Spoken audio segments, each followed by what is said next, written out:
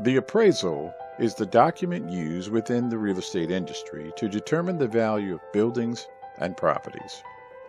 The appraiser may use several external resources and definitions of what market value may include in order to render an opinion of the correct value of a home or property.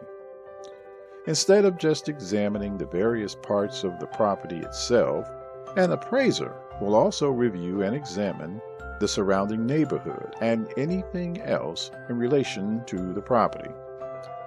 By appraising a property, you will know how much the home is worth in relation to your own needs and in relation to other properties around it.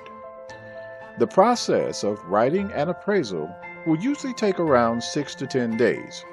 The appraiser will usually spend a couple of hours examining the subject property, going over both the interior and exterior, while making note of the fixtures, features, square footage of the home, and the size of the lot.